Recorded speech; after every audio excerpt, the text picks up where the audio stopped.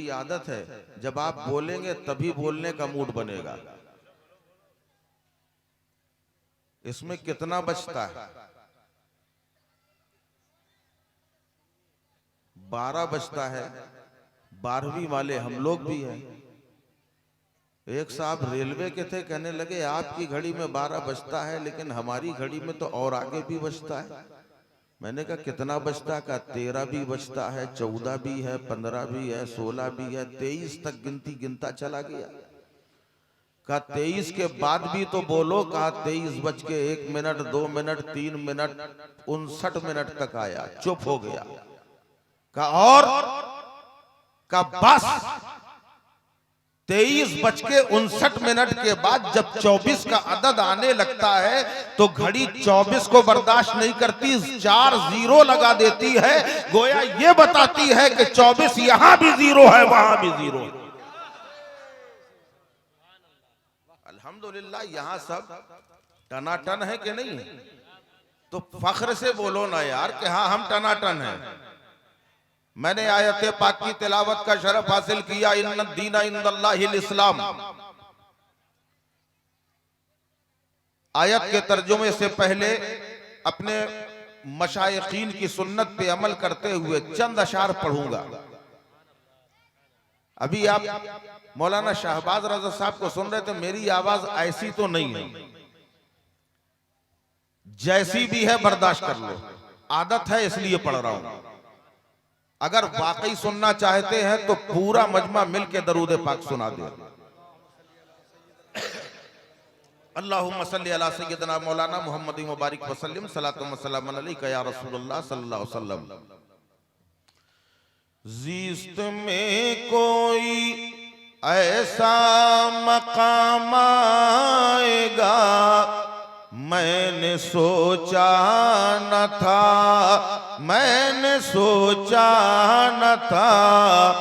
ज़िस्त में कोई ऐसा मकाम आएगा मैंने सोचा न था, मैंने सोचा न था। ज़िस्त में कोई ऐसा मकाम आएगा मैंने सोचा न था, मैंने सोचा न था। और उनके मंगतों में अपना भी नाम आएगा मैंने सोचा न था, मैंने सोचा न था। उनके मंगतों में अपना भी नाम आएगा मैंने सोचा न था, मैंने सोचा न था। और चढ़ के काबे की छत पर ये बोले बिलाल, सुभान अल्लाह, बोलो मचल के सुभान अल्लाह। अल्लाह अल्लाह, मेरे आका करीम अलैहिस्सलातु वस्सलाम की शान करीमी पे कुर्बान जाओ। आका अलैहिस्सलाम ने एक मर्तबा हजरत बिलाल से इरशाद फरमाया, ऐ बिलाल अज़ान पुकारो। हजरत बिलाल खाना काबा के सामने खड़े हो गए। मेरे आका ने फरमाया, नहीं नहीं बिलाल, अज़ान रोज काबे के सामने देते थे, आज काबे की छत पे चढ़ जाओ और छत पे चढ़ के अज़ान दो। अब हजरत बिलाल रज़ी अल्लाह अन्हु सोच में पड़ गए कि रोज तो काबे की तरफ मुंह करके मैं अज़ान पुकारा करता था, आज नबी ने जब काबे में चढ़ा दिया है तो अज़ान किस तरफ मुंह करके कहा जाए। उस वक्त आला हजरत बज़ाहिर मौजूद न थे, मगर आला हजरत के तखय्युलात में कान में सरगोशी की कि हाजियों आओ शहंशाह का रोजा देखो, काबा तो देख चुके, काबे का काबा देखो। यही महबूब का चेहरा है, बद्दुहा तो काबे का काबा है। हजरत बिलाल रज़ी अल्लाह अन्हु ने नबी के चेहरे अनवर की तरफ अपना रुख करके अजान पुकारी है। उसी मंजर को शायर फरमाते हैं कि छत चढ़ के काबे की छत पर ये बोले बिलाल, हो गया आज मैं तो निहाल। मेरे कदमों में बैतुल हराम आएगा, मैंने सोचा न था, मैंने सोचा न था, मेरे कदमों में बैतुल हराम आएगा, मैंने सोचा न था, मैंने सोचा न था। या माशरल मुस्लिमीन व या जमातल हाज़िरीन रहमुकुमुल्लाहु ताला व रहमुना। अल्लाह ताला की बेशुमार रहमतें बरकतें नाज़िशे कायनात फ़ख्रे मौजूदात अहमद मुश्तबा हुजूर ताजदार दो आलम मोहम्मद मुस्तफ़ा सल्लल्लाहु अलैहि वसल्लम का करम ख़ास हम तमाम हाज़िरीन पर साया फिगन हो। यार कम से कम आमीन तो कह लो, आप ही के लिए दुआ कर रहे हैं। आपको मालूम है कि अल्लाह के नबी सल्लल्लाहु अलैहि वसल्लम फरमाते, अल्लाह और उसके रसूल के नजदीक सबसे ज्यादा कंजूस वो है जो किसी मुसलमान के हक में दुआ की जाए और आमीन ना कहे। आप कंजूसों में शामिल होना चाहते हैं कि सखियों में? है सुभान अल्लाह। अगर सखी देखना है तो मौलाए कायनात की बारगाह में देखो, जहां सखावत बट रही है वो मौलाए कायनात जो 3 दिन के फाके से हैं, उसके बावजूद सखावत का आलम यह है कि मांगा किसी ने कतरा तो दरिया अता फरमा दिया। वो मौलाए कायनात 3 दिन के फाके से है। अबू जहल को पता लग गया कि आज अली 3 दिन के फाके से हैं। जैसे ही मालूम हुआ, दिल ही दिल सोच रहा है ये वो घराना है जो सखावत में मशहूर है, ये वो घराना है जहां से कोई महरूम नहीं लौटता, ये वो घराना है जहां से साइल खाली नहीं जाता। अगर आज कोई मांगने वाला आ जाए, मजा आ जाए। अभी ये सोच ही रहा था, पीछे से आवाज आई, ए सरदारे मक्का, घर में बेटी की शादी है, अगर कुछ इंतजाम हो जाए तो बेटी की शादी बहुस्न खूबी अंजाम पाए। जैसे ही उसने कहा, अबू जहल कहने लगा, बहुत अच्छे वक्त में आए हो। उसने फौरन हाथ फैला दिए कि लाइए अता कर दीजिए। अबू जहल ने कहा, मैं दूंगा थोड़ी। कहा फिर? कहा नाम बताऊंगा, पता बताऊंगा, एड्रेस लिखाऊंगा, वहां चले जाना, जितना मांगोगे उससे ज्यादा मिलेगा। उसने कहा कौन है? अबू जहल ने बताया, वो दरवाजा सामने है, उस घर के मालिक का नाम अली है, वहां जाके दस्ते सवाल फैलाओ, जितना मांगोगे उससे ज्यादा मिलेगा। अबू जहल ने मजाक उड़ाने की गरज से अली के पास भेजा था कि जिस अली के पास 3 दिन से खाने को नहीं है, फाका मस्ती में मुब्तला है, वो अली साइल को क्या अता करेंगे ये सोच के भेजा। जाने वाला जा रहा है, इधर अबू जहल ने बुलाना शुरू किया। अबू जहल ने बुलाया, उतबा तुम भी आओ, शैबा तुम भी आओ, अबू लहब तुम भी आओ। अपने जैसे काफिरों को इकट्ठा कर लिया कि जब अली के दरवाजे से साइल वापस आएगा हमें मजाक उड़ाने का मौका मिलेगा। ये ख्याल करके सबको इकट्ठा किया। यहाँ साइल ने जाकर मौला अली का दरवाजा बजाया। जैसे ही दरवाजा बजाया, अंदर से मौला कायनात बाहर आए। जैसे ही अली का चेहरा देखा, वो साइल दुआएं देने लगा, ए अली तुम सलामत रहो, तुम्हारे बच्चे सलामत रहे, तुम्हारा कारोबार सलामत रहे, तुम्हारी जमीनों जायदाद सलामत रहे। ए अरब के सबसे बड़े अमीर, जब तक वो अली को दुआ देता रहा तब तक वो सुनते रहे। और जैसे ही कहा ए अरब के सबसे बड़े अमीर, मौलाए कायनात ने फरमाया ठहर जा, पहले मुझे ये बता तुझे ये किसने बताया कि मैं अरब का सबसे बड़ा अमीर हूँ? कहने लगा कि जिसने बताया है, नाम बताने को मना किया है। मौलाए कायनात फरमाते हैं सुन, जब तक नहीं बताएगा उसका नाम तब तक नहीं बनेगा तेरा काम। अब उसने दाएं देखा, बाएं देखा, आगे देखा, पीछे देखा, सोचा अबू जहल देख थोड़ी रहा है, उसने बता दिया अबू जहल ने भेजा है। आप फरमाते हैं अगर उस दुश्मन इस्लाम ने भेजा है, हर इस्लाम के दुश्मन हर जमाने में रहे हैं, कोई आज ही नहीं है बल्कि हर जमाने में इस्लाम के दुश्मन रहे हैं। इस्लाम को मिटाने की हमेशा साजिशें होती रही, मगर इस्लाम वो दरख्त है, इसे जितना काटा जाता है उतना फलता जाता है। जब आज तक नहीं मिटा है तो जमाना खिलाफ हो जाए।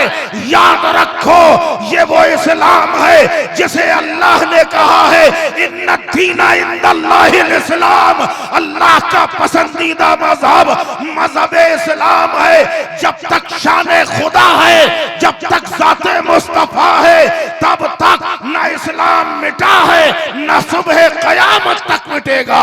इस्लाम जिंदा है, जिंदा। ये वो मजहब इस्लाम है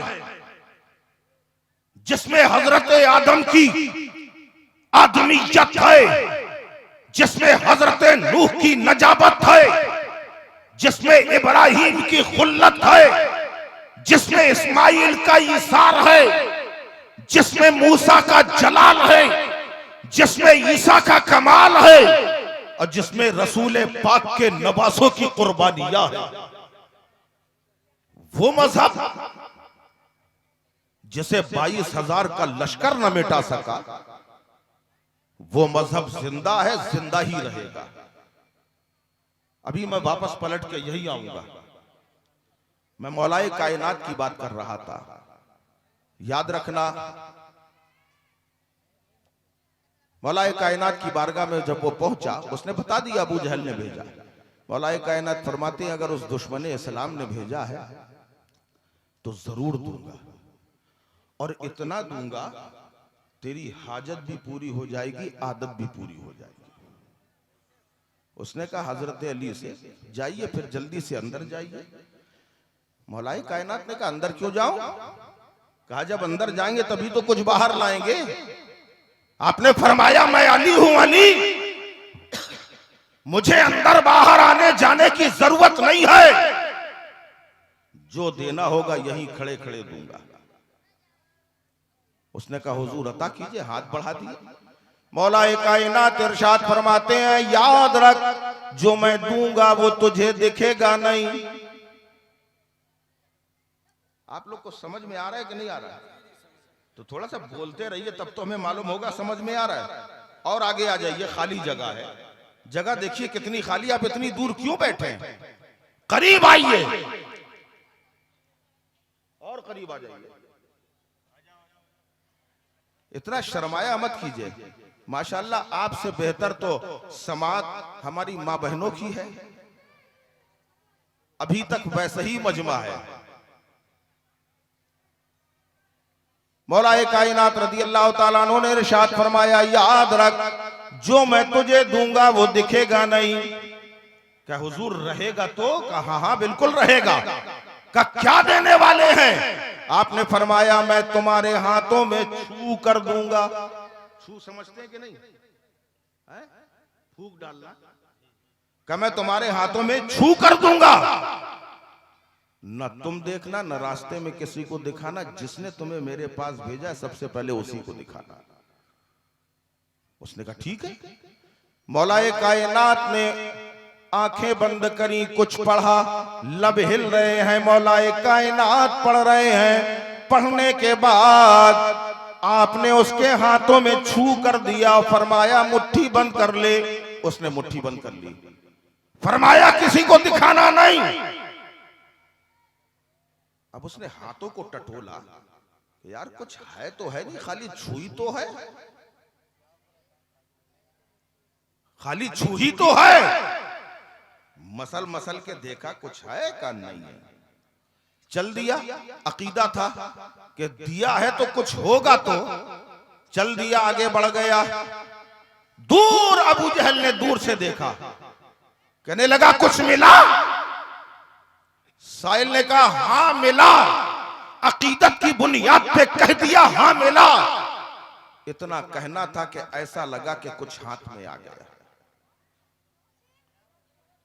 अब ये सोचने लगा देखा जाए, मगर मौला अली का कौल याद आ गया, खबरदार देखना नहीं, न किसी को दिखाना, सबसे पहले उसी को दिखाना।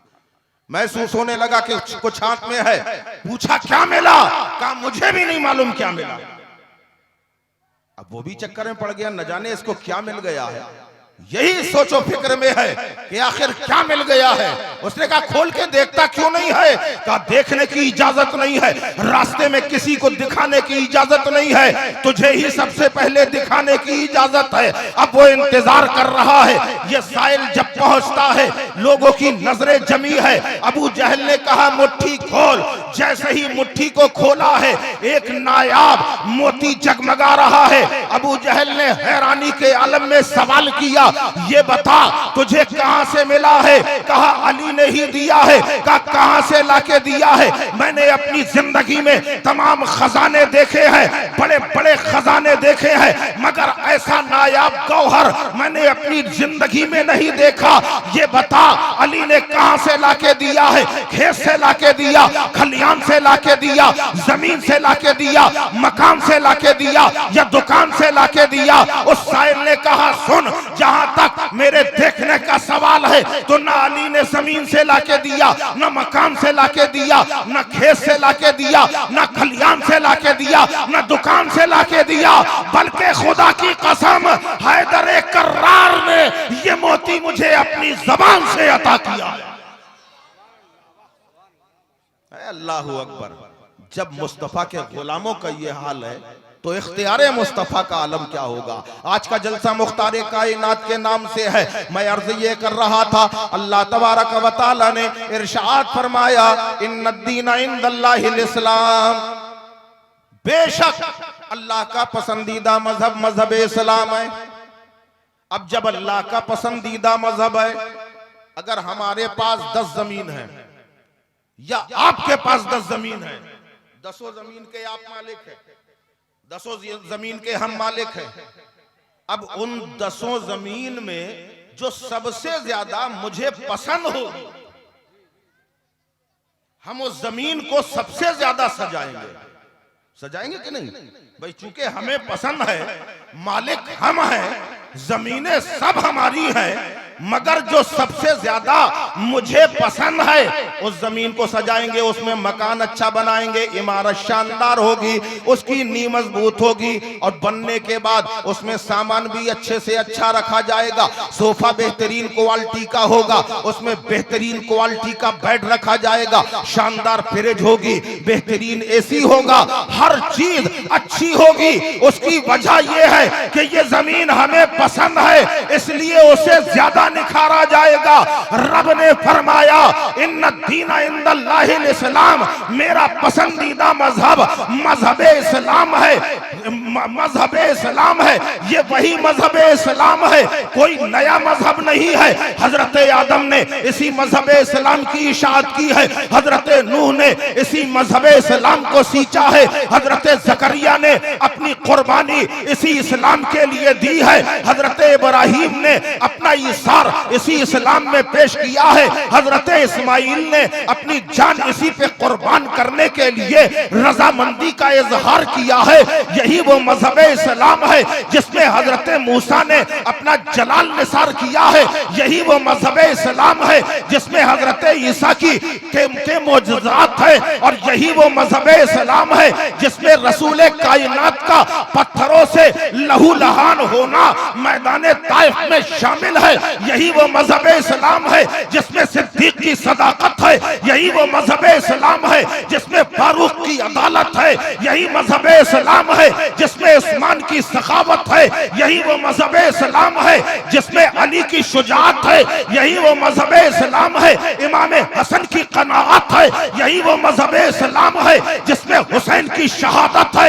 यही वो मजहब इस्लाम है जिसमें गौसे आजम की गौसियत है। यही मजहब इस्लाम है जिसमें ख्वाजा की ख्वाजगियत है। यही वो मजहब इस्लाम है कि बरेली के मुजद्दिद की मुजद्दिदियत है।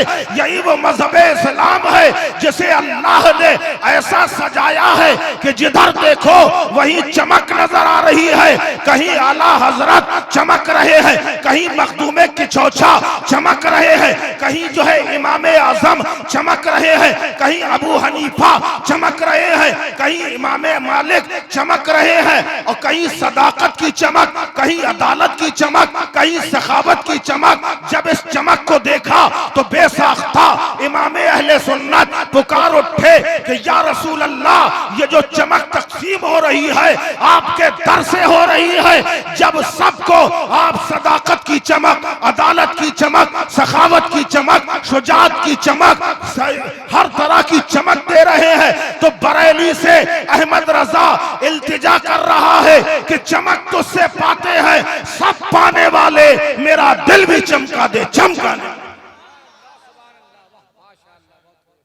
ये वो मजहब इस्लाम है जिसमें अल्लाह ने क्या क्या नहीं रखा। अपना प्यारा हबीब दिया तो इसी मजहब में दिया। वो महबूब जो अपनी उम्मत के लिए रातों को रोया, यही वो मजहब इस्लाम है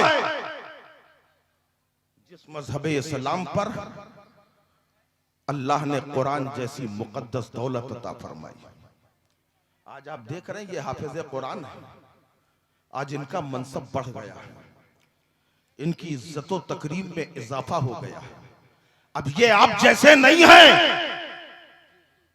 इनके असातिज़ा की कुर्बानी और इनकी मेहनत ने इन्हें आज मुमताज कर दिया है। कल तक ये कहीं भी रहते थे, लेकिन अब ये आपके आगे मुसल्ले में होंगे, आप पीछे होंगे। मनसब बढ़ गया, मकाम बढ़ गया। इनके वालिदैन कितने खुशनसीब हैं कि जन्नत में जिनके सरों पे ताज रखा जाएगा। हैरानी के आलम में फरिश्ते पूछेंगे, मौला ये कौन है? अल्लाह फरमाएगा ये वो हैं जिन्होंने अपनी ममता को कुर्बान करके बच्चों को दरसगाह में भेजकर हाफिज कुरान बनाया था। और एक बात बताएं, ये वो हाफिज कुरान है कि रोजे अजल में जिसके जिसके सीने में रसूल पाक सल्लल्लाहु अलैहि वसल्लम ने अपना दस्ते मुबारक रखा, दुनिया में वो हाफिज कुरान बने। ये मामूली बात है कि अल्लाह के हबीब अलैहिस्सलातु वस्सलाम का दस्ते मुबारक जिसके सीने में आ गया वो हाफिज कुरान बन गया। कुरान कितने लोग हिफ्ज करते हैं? सुन्नी भी करते हैं, देवबंदी भी करते हैं, अहले तशा भी कोशिश करते हैं, कई लोग करते रहते हैं, मगर कुरान की रूहानियत, कुरान की नूरानियत हर दिल में नहीं उतरती, हर दिल में नहीं उतरती। जिसके दिल में मोहब्बते पंजतन पाक होती है उसी के दिल में कुरान की रूहानियत उतरती। ये बहुत खास बात बता रहे हैं आपको। कुरान की रूहानियत हर हाफिज के अंदर नहीं आती, बल्कि उस हाफिज के दिल में उतरती है जिसके दिल में पंजतन पाक की मोहब्बत हो, आले नबी की मोहब्बत हो। क्योंकि अल्लाह के नबी सल्लल्लाहु अलैहि वसल्लम ने इरशाद फरमाया, मैं तुम्हारे नजदीक दो भारी चीजें छोड़ के जा रहा हूं, एक कुरान और एक अपनी इतरत, एक अपनी आल। दोनों को दोस्त बनाया, दोनों को साथी बनाया। और याद रखो, जब करबलाए मुअल्ला पर कुरान पे हर्फ आया, आईने कुरान को बदलना चाहा, इमाम हुसैन खड़े हो गए, ए कुरान, रसूल ने तुझे मेरा साथी बनाया है, और साथी का तकाजा ये है, दोस्ती का तकाजा ये है कि साथी एक दूसरे का साथ ना छोड़े। अगर आज तुझे मिटाने की साजिश हो रही है तो हुसैन तेरा साथ ना छोड़ेगा, अपना कुनबा कुर्बान कर देगा, मगर तेरे तहफ्फुज़ को सलामत रखेगा। उस वक्त हुसैन खड़े हो गए, और जब करबला के मैदान में इमाम हुसैन के गले में खंजर चल गया, हाथ अलग है, पैर अलग है, जिस्म के टुकड़े बिखर गए, जमाना चिल्लाया हुसैन मर गए, हुसैन मर गए। कुरान ने कहा ऐ हुसैन जब मुझ पर बात आई तब तुमने अपनी जान कुर्बान की है, तो अब ये दोस्त कुरान तुझे मरने नहीं देगा। कयामत तक यही ऐलान करता रहेगा कि बला तक़ूलू लिमन युक़्तलू फी सबीलिल्लाहि अमवात बल अहयाउन वलाकिन ला तशऊरून। मैं तुम्हारी जिंदगी का ऐलान करता रहूंगा कि हुसैन जिंदा। नबी ने साथी बनाया। जब आदमी कुरान पढ़ता है ना तो पहले कुरान हलक तक आता है, यहां तक आता है, एकदम सीधे सीने के अंदर नहीं आ जाता। कुरान हलक तक आता है, अंदर झांक के देखता है कि दिल में मोहब्बत आले रसूल है कि नहीं। अगर मोहब्बत आले रसूल है तो अंदर उतर जाता है, रूहानियत आ जाती है। और अहले बैत की मोहब्बत नहीं है तो कुरान तो याद हो जाएगा मगर कुरान की रूहानियत नहीं मिलेगी। ये वो हाफिज कुरान है। जब आपका बच्चा घर में होता है, रात को सो रहा होता है, तो सोते सोते उसके लबों पे आवाज आती है, नींद में बड़बड़ाते हैं लोग, कोई गाली देता है, कोई माँ को याद करता है, कोई बाप को पुकारता है, कोई दोस्तों को आवाज लगाता है। मगर ये हाफिज कुरान जब रात में सोते हैं और उसके बाद अगर इनकी नींद न भी खुले तो नींद में भी कभी आवाज आती है तो यासीन वल कुरानिल हकीम की आवाज आती है, अल्हम्दुलिल्लाह रब्बिल आलमीन की आवाज आती है। अल्लाह अल्लाह कुरान की आयतें, सोने में भी कुरान की आयतें इनकी जबान में हुआ करती हैं। अल्लाहु अकबर। इससे अंदाजा होता है कि ये कुरान अगर दिल में उतर जाता है तो जबान से भी जारी हो जाता है, और जब जबान से जारी हो जाता है तो इस्लाह का पैगाम बन जाता है। आज का ये जलसा मुख्तारे कायनात, मुख्तारे दो आलम कॉन्फ्रेंस से है और जलसा दस्तार बंदी। आपने देखा अभी एक रूह परवर मंजर, इनके सरों पे दस्तार बांधी गई। दस्तार देखी ना, ये जो साफा बंधा है इसी को दस्तार कहा जाता है। आपको मालूम है इसका कोई सबूत है आपके पास? इतने बड़े बड़े उलमा बैठे हैं, इन्होंने दस्तार तो करा दी, ये दस्तार बंदी का कोई सबूत? जहां तक मेरी नजर का सवाल है, एक रिसाला निकला करता था जिसका नाम है कारी। उससे पहले ये दस्तार का सिलसिला नहीं है। सिलसिले चिश्तिया में हुजूर महबूब इलाही रहमतुल्लाह ताला अलैह ने जब कदूरी मुकम्मल की, उनके उस्ताद हजरत अलाउद्दीन उसूली रहमतुल्लाह अलैह जिन्होंने कदूरी मुकम्मल कराई थी, उन्होंने फरमाया कि बेटा निजामुद्दीन, आज तुमने ये किताब मुकम्मल कर ली है, मैं चाहता हूं एक कपड़ा ले आओ तो तुम्हारे सर पे बांध दिया जाए। इससे पहले ये कोई मिसाल नहीं। हाँ, खिरक़े खिलाफत और दस्तार वो अलग चीज है, मगर मदारिस के अंदर यही पहली बात है जो मेरी नजर से गुजरी। हजरत अलाउद्दीन उसूली रहमतुल्लाह अलैह ने इरशाद फरमाया, ऐ निजामुद्दीन, आज तुमने कदूरी मुकम्मल की है तो मैं ये चाहता हूं थोड़ा तबर्रुक का एहतमाम हो जाए। उन्होंने कहा ठीक है हजरत। घर पहुंचे, अपनी माँ से कहा, अम्मा हमारे उस्ताद ने कहा कुछ शीरीनी वगैरह हो तो उसमें फातिहा हो जाए। तो माँ ने कहा बेटा शीरीनी तो ले जाओ लेकिन एक कपड़ा भी ले जाओ। और वो कपड़ा ऐसा है, मेरे दिल में तमन्ना थी कि जब मेरा बेटा कोई किताब मुकम्मल करेगा तो मैं वो कपड़ा उसके सर पे बंधवाऊंगी।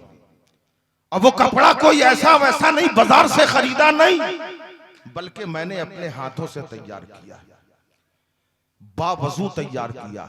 जब मैं वजू से होती थी, कुरान पढ़ती जाती थी और उस कपड़े को तैयार करती थी। मेरी ख्वाहिश है वो कपड़ा तुम्हारे सर पे बंधे। सोचो जरा वो माए कैसी हुआ करती थी। वही दिल्ली की सरजमीन है। एक बच्चा पैदा हुआ, उस बच्चे की टाइमिंग है कि जोहर से लेके असर तक रोता है। चाहे जितनी दवा करो, चाहे जितना इलाज करो, मगर उसका रोना बंद नहीं होता। जब ये सिलसिला होता रहा, डॉक्टर इलाज करके थक गए, हकीमों ने इलाज किया, थक गए, माँ बाप परेशान हो गए, लोरियां देते रहे, मगर बच्चा जोहर और असर के दरमियान बराबर रोता रहा। आखिर एक मजदूब कामिल का गुजर वहां से हुआ, एक फकीर दरवाजे से निकला, बच्चा रो रहा है। बच्चे को रोता देखकर पूछा, ये बच्चे को रोला क्यों रहे हो? कहा, हम रोला नहीं रहे, हम तो हर तरह का आराम दे रहे हैं। ये बच्चा पूरा दिन खामोश रहता है, मगर जोहर के बाद ये रोना शुरू कर देता है। उस फकीर ने कहा, क्या मैं उस बच्चे को देख सकता हूँ? कहा, हाँ हाँ बिल्कुल देख सकते हैं। वो फकीर बच्चे को देखता है, गोद में लेता है। लोगों से कहा, क्या तुम्हारे घर में कोई अलग कमरा है? लोगों ने कहा, हाँ अलग कमरा है। कहा, उस कमरे में मैं जाना चाहता हूँ, ये बच्चा मेरे साथ जाएगा। माँ चुप करा रही है, नहीं चुप हुआ। बाप ने दिलासा दिया, नहीं चुप हुआ। भाई बहन पुकार रहे हैं, बच्चा चुप नहीं हुआ। अब फकीर ने गोद में लिया, कमरे के अंदर गया, दरवाजा बंद कर लिया। थोड़ी देर हुई थी, अचानक रोने की आवाज बंद हो गई। कुछ देर वो शख्स, वो फकीर अंदर रहा, बच्चे को साथ में रखे रहा। दरवाजा खोला, बच्चा हाथ में दे दिया। कहा, बात क्या है?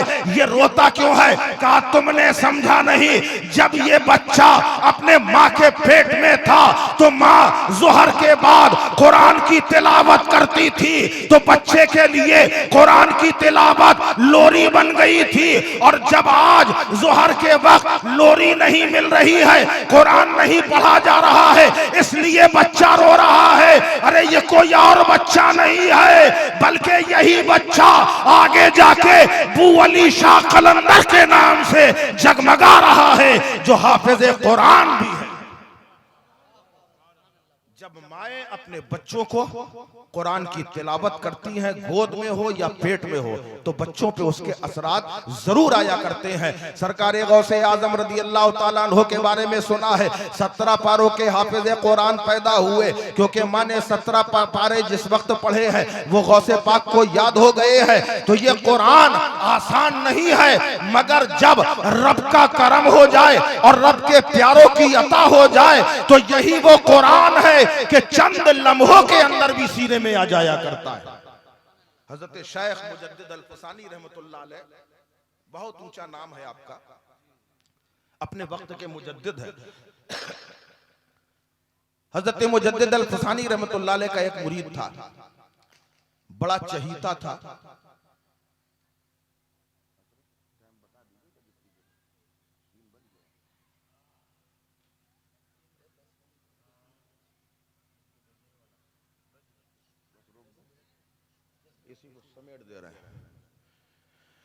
मुजद्दिद अल-फसानी रहमतुल्लाह अलैह का एक मुरीद था, बड़ा मुंह लगा था।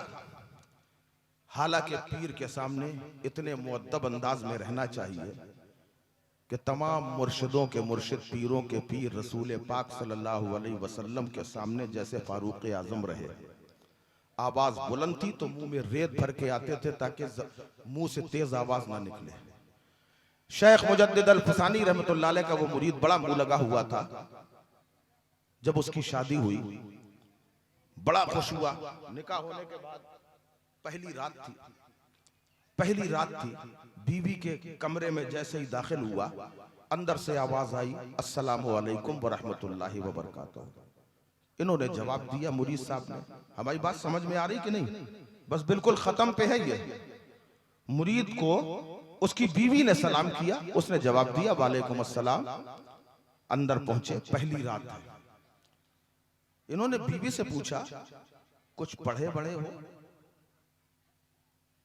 बातों का सिलसिला बढ़ाना तो है, का कुछ पढ़े बड़े हो? उस नई नवेली दुल्हन ने कहा, अल्हम्दुलिल्लाह मैं हाफिज कुरान। यार बोल दिया करो सुभान अल्लाह। कहा, अल्हम्दुलिल्लाह मैं हाफिज कुरान। अब उसने भी पूछ लिया, कहने आप कुछ पढ़े बड़े हैं? अब मियां साहब चुप। कहा, आप जो भी पढ़े बताइए तो। कहा, मैं नाजरा ख्वाह हूं। बीवी हाफिज कुरान, शौहर नाजरा ख्वाह। बीवी ने कितनी अच्छी बात कही, कहने लगी, काश कितना अच्छा होता अगर आप भी हाफिज कुरान होते, तो दोनों एक घर में 2 हाफिज कुरान हो जाते। मियां साहब को बात लग गई, गुस्सा आ गया, कहने लगे उस वक्त तक तुम्हारे पास नहीं आऊंगा जब तक हाफिज कुरान नहीं बन जाऊंगा। कह दिया। अब कहने के बाद मौलाना साहब के पास पहुंचे, हाफिज साहब से कहने लगे हजरत आप मुझे कितने दिन में हाफिज कुरान बना देंगे? हाफिज साहब ने इरशाद फरमाया अगर मेहनत कर लोगे तो 1 साल के अंदर तुम्हें हाफिज कुरान बना दिया जाएगा। कहले हजरत 1 साल बहुत है, बरसों के बाद तो ये रात आई थी। मैं झोंक में गुस्से में ये फैसला कर गया 1 साल बहुत है, कुछ कम हो सकता है, कहे नहीं हो सकता है, इससे कम में नहीं पढ़ा सकता।